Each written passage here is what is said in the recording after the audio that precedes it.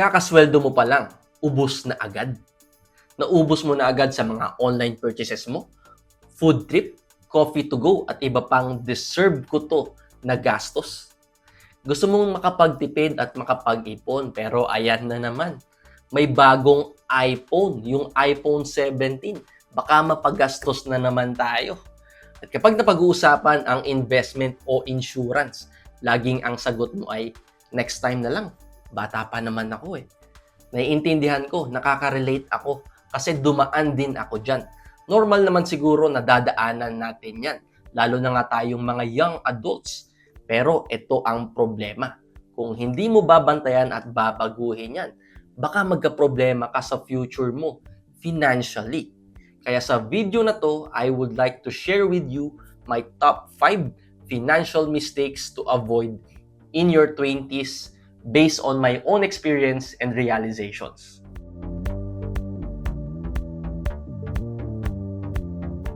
Hello mga ka-RFF, this is Morgan De Guzman from Rapper Financials. Welcome back to our channel. Sa video na to, I will be sharing with you my top 5 financial mistakes you need to avoid in your 20s that I have personally experienced and realized. Sa ngayon po, I'm in my late 20s at syempre, normal naman talaga na mag-enjoy ka at totodo paminsan-minsan. At lalo na nga daw siguro, itong generation na ito. Kaya siguro sa atin nauso yung word na YOLO or you only live once. Pero para sa mga kapwa ko, Gen Z at Millennials, very important. Dapat dadaanan lang natin yan. Ha? Dapat hindi natin yan tatambayan. Dapat gagraduate din tayo dyan. Kasi kung hindi magbabago ang mindset at discipline mo, baka magka-problema tayo dyan in the future. Siyempre, gusto naman nating makapagpundar tayo, di ba? Makapag-ipon, makapag-invest, at ma-achieve ang mga financial goals natin. So, the first step to address the problem is to acknowledge that there is a problem.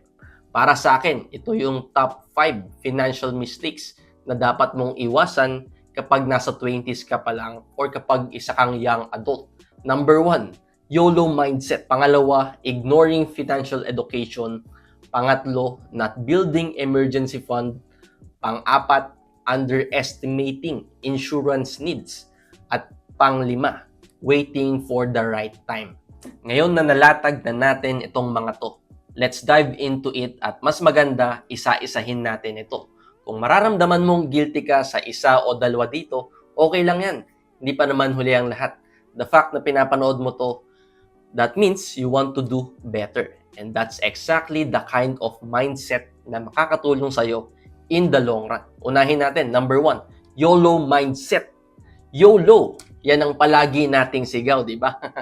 Totoo naman na masarap mag-enjoy, lalo na kapag may pera ka. Bagong sapatos, mga bagong damit, bagong gadget, syempre, food trip at travel, yung tipong parang wala nang bukas no, kapag gagastos ka. Masarap talaga sa pakiramdam na mabili mo ang mga gusto mo at magawa mo ang mga gusto mo. Rewards feel good. After all, we work hard, so normal lang naman na gusto nating i-treat ang ating sarili. Pero ito ang catch dyan. Dapat merong limitasyon. Hindi pwedeng puro ngayon lang ang iniisip at kalimutan na may bukas pa. Kasi habang nag-enjoy ka ngayon, future mo naman ang nagbabayad kapag ubos ang ipon at puro utang ang naiwan. Sabi nga ng idol nating lahat dito, si Boss Rex, pagdating sa luho, kurot lang, huwag dakot. Ibig sabihin yan, okay lang magluho paminsan-minsan, pero dapat kurot lang, huwag naman yung dakot, di ba? Dapat may limitasyon ka. Huwag mo namang isagad at ubusin lahat ng pera mo. Halimbawa, if you're thinking of buying that new iPhone 17, pero 100,000 pa lang yung ipon mo, totodo mo na ba? Kasi deserve mo naman yan. Or worst, mangungutang ka pa para maabot mo yung model na gusto mo. Dahan-dahan lang, relax lang. Hindi mo kailangang habulin ang bawat bagong model na labas. Technology will keep upgrading faster than your sweldo. Maybe mas healthy for your finances na mag-lower model ka muna. Something around 30,000 to 50,000 and use the difference to build your emergency fund or maybe add to your investment portfolio.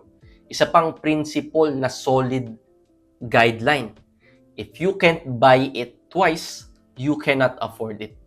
Ibig sabihin, kung di mo kayang bilhin ng 2 beses nang hindi ka nababahala, hindi pa oras para bilhin yan. Pwede mo ring sundin itong framework na to, yung 50-30-20 budgeting rule. 50% sa needs, ayan yung rent, food, bills at transportation. 30% sa wants, ito yung travel mo, shopping, ito yung hobbies mo, yung paglabas-labas mo, date nights, travel and all. At lastly, yung 20%, ayan yung for your savings and investment. Diyan papasok yung emergency fund mo, insurance, mutual funds, at retirement fund mo. At least meron ka ng structure. Hindi lang ito basta formula. Discipline training din yan. Kapag sinanay mo ang sarili mo sa ganitong ratio, mas madali mong malilimit ang unnecessary spending, matututo ka to live below your means, at mababawasan ang paulit-ulit na deserve ko to, na ending pala ay na-broke ako. Isipin mo rin ang opportunity cost. Bawat gadget upgrade, bawat impulsive trip, bawat bagong sapatos, pera yan na pwede mo sanang i-invest at nag-compound na sana. Hindi ibig sabihin magkulong ka at huwag kang gumastos. Pero dapat may intentionality. Spend on what truly adds value, not just on trends. Bottom line po nito, let's enjoy life, but enjoy it wisely. Meron pang bukas, tandaan natin yan. Treats are sweeter when you secure your future. Kasi habang nagse-self-care ka, nag-e-enjoy ka, dapat may ipon at investment ka rin na nagpapalago para sa kinabukasan mo. Tandaan natin, kurot lang ha, huwag naman dakot pagdating sa gastos. Deserve mo rin ang peace of mind, hindi lang ang mga bagong gadget na yan. Number 2, ignoring financial education. Napaka-importante po nito. Sa panahon ngayon, wala na talagang excuse para hindi matuto tungkol sa personal finance. Ang dami na diyang libreng resources online.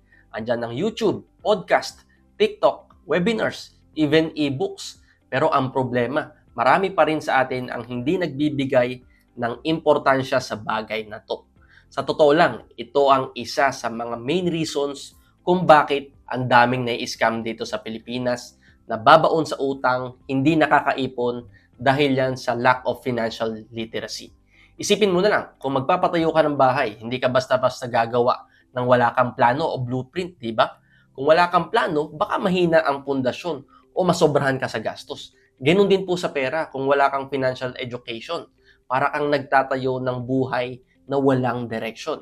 At dahil kulang ang kaalaman, madali tayong nahatak sa hype.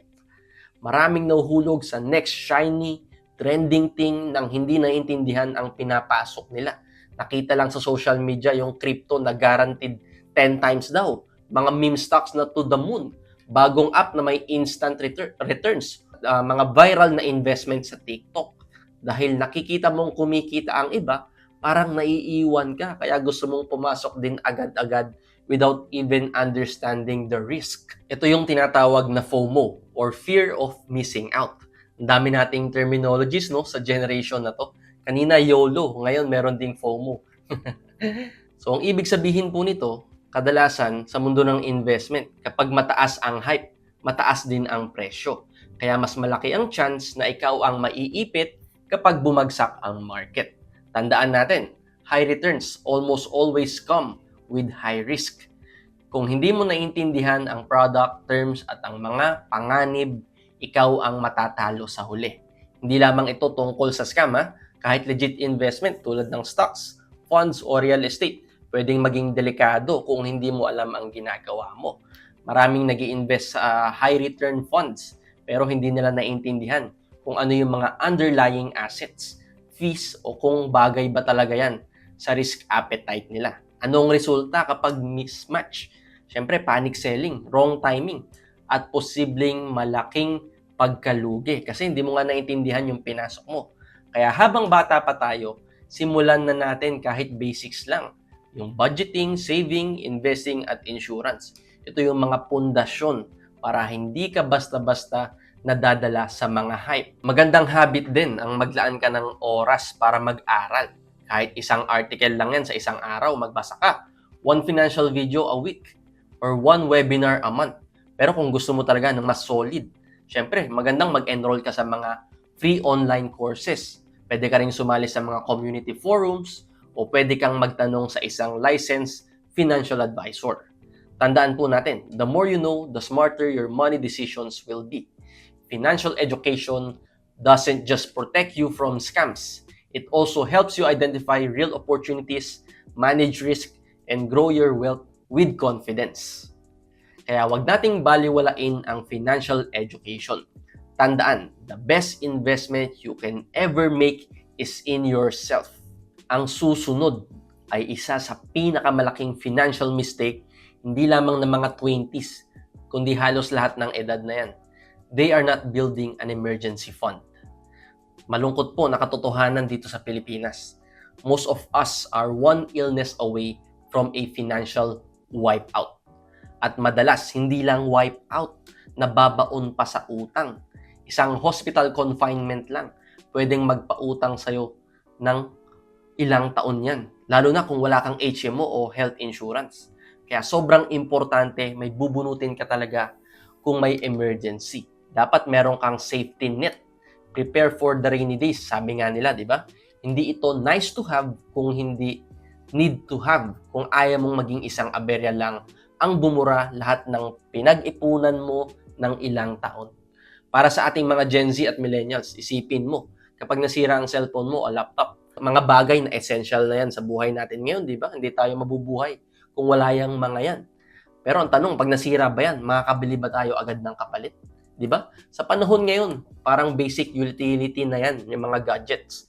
Kung wala kang pondo, kahit simpleng pagkasira lang ng mga bagay na yan, pwedeng maging malaking problema na sa atin. At syempre, hindi lang gadgets ang pinag-uusapan natin dito.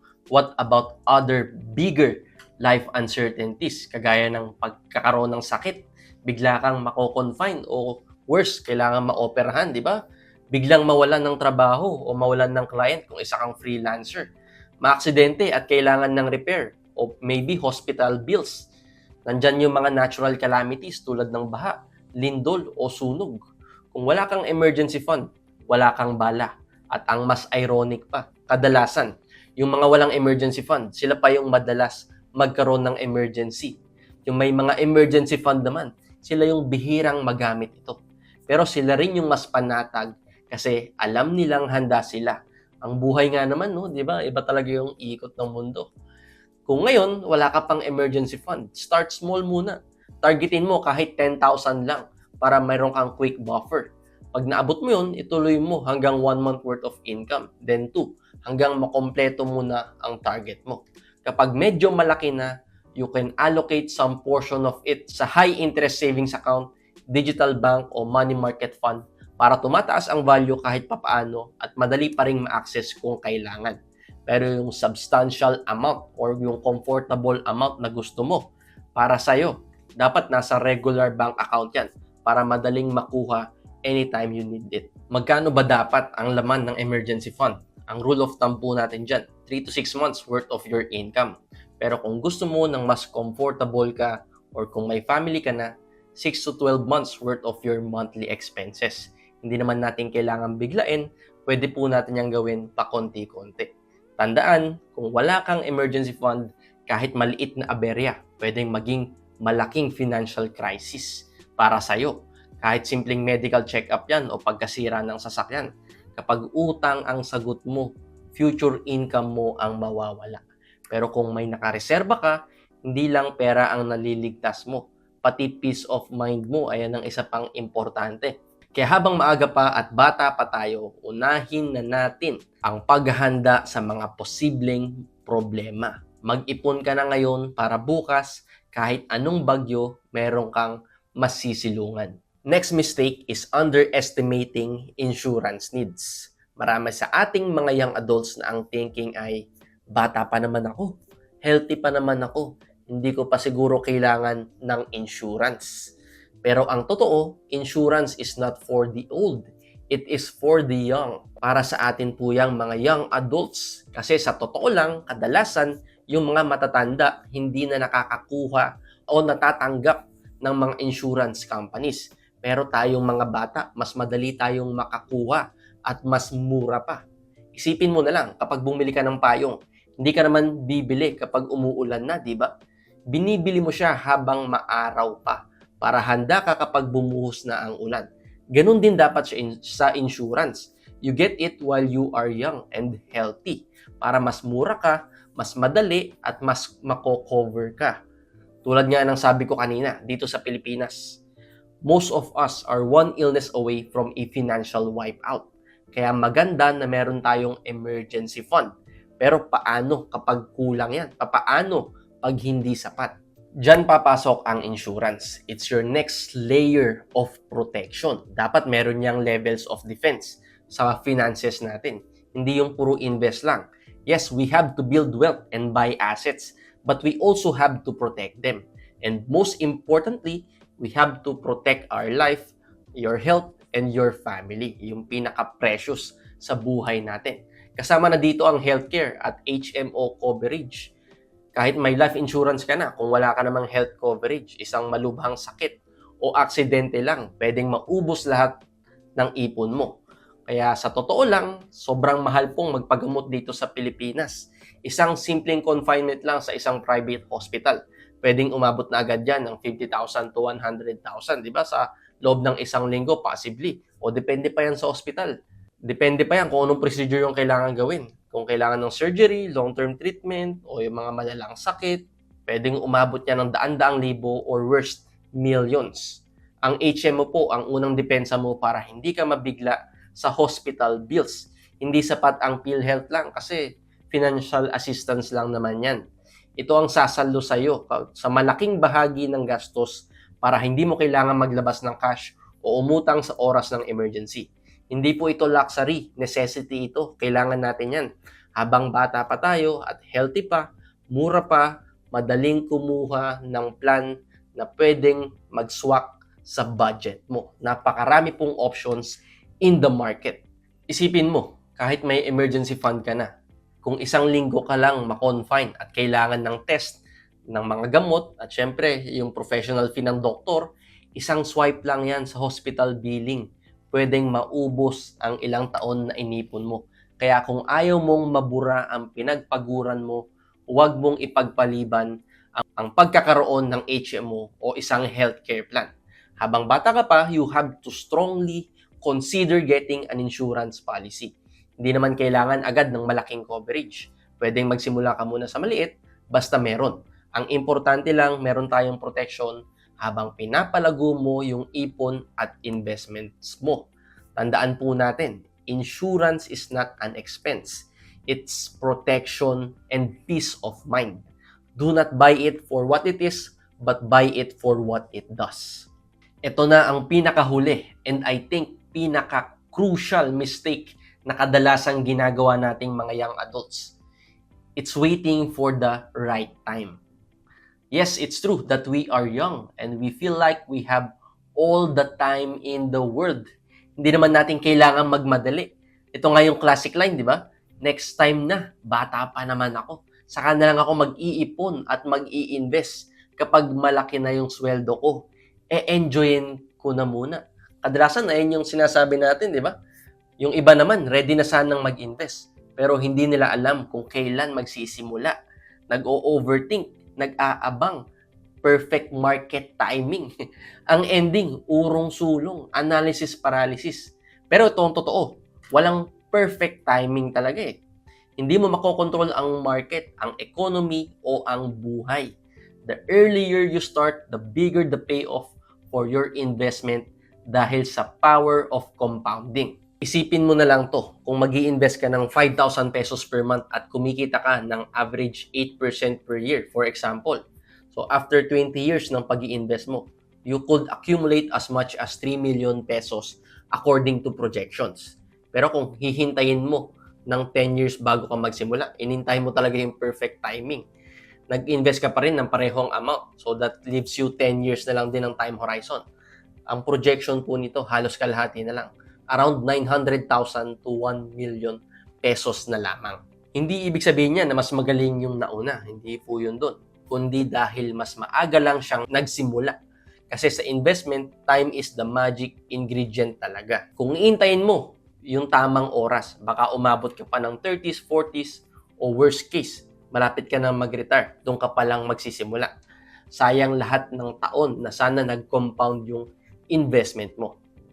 Alam nyo, Sa buhay, natural naman talaga na gusto natin ng perfect timing. Lagi naman nating iniisip yun at iniintay natin. Whether it's investing, whether it's starting a business, buying a house, learning a skill, or even just going to the gym, di ba? Gusto natin talaga naka-align lahat sa plano.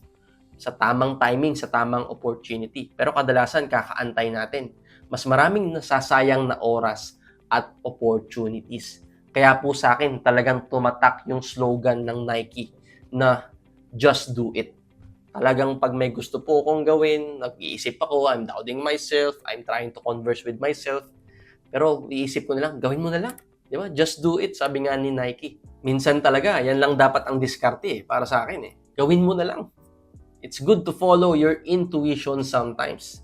Kung mali ka, at least you will learn from it. Di ba? So, if you do it, it doesn't have to be a big step. You just have to start. Sa pag-i-invest, okay lang naman magsimula ng maliit kahit pa 1,000 pesos lang yan or 500 pesos per month.